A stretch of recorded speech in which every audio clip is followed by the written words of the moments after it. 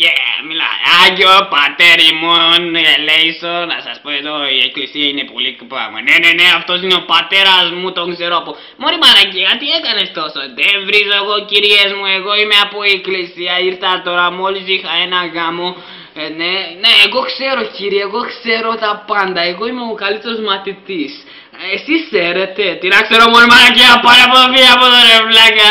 Μα γιατί το βαράτε κύριε, γιατί, δεν σας έκανε τίποτα. Μωρέ μαλάκες βγείτε από εδώ, θα κάνω τι θέλω, θέλω να πάω σπίτι να πιω ένα ουισκάκι.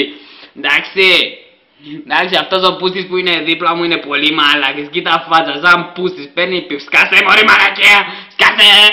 Έτσι, ναι κύριε, να μου πείτε τη γνώμη σας. Μωρή μαλακία, μη μου γάμας τώρα. Εγώ ξέρω, εγώ παίρνω πίπες κάθε μέρα.